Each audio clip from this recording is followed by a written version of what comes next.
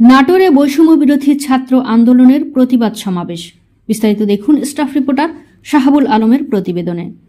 বাংলাদেশের সীমান্তে অন্যায়ভাবে গাছ কাটা, বিজিবির উপর হামলা চালিয়ে সীমান্তের সার্বভৌমত্ব লঙ্ঘন করেছে ভারতের বিএসএফ।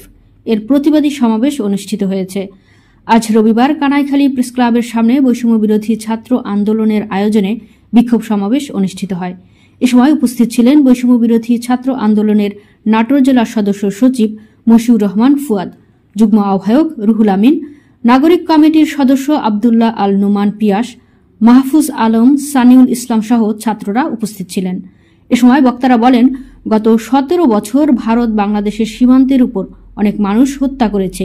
ফেলানীকে হত্যা করে কাঁটাতারে মেরে ঝুলিয়ে রেখেছে। 5 আগস্টের পর বাংলাদেশ সীমান্তে কোনো হত্যা, কারো চোখ রাঙানি সহ্য করবে না। জুলাই আগস্টের মতো সবাই ঐক্যবদ্ধভাবে প্রতিহত করবে। এবং একটি স্বাধীন রাষ্ট্রে আমরা বিগত 19 সালে আগামী প্রজন্মের কথা চিন্তা করে হলো এখন থেকেই আমাদের আপনারা জানেন 2007 সালে আমাদের আপনারা ইতিপূর্বে জেনেছেন এবং দেখেছেন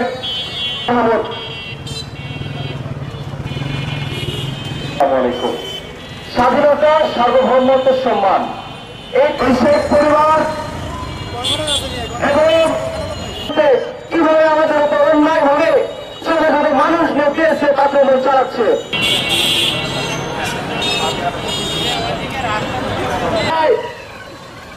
একটি দেশ কখনো আরেকটি এটা জানে আমাদের কাছে পারমাণবিক বোমা আছে, অস্ত্র শস্ত্রের 51 নম্বর ধারায় উপরে আঘাত আনে, সেই হাতকে আমরা ভেঙে দেবো। আমরা নিয়ে তারা দিনের পর দিন আমাদের উপর প্রহসনের রাজনীতি হচ্ছে। অন্য একটি স্বাধীন দেশে এসে দাদাগিরি করতে আসবেন না। আপনাদের পর্যন্ত পৌঁছে যায়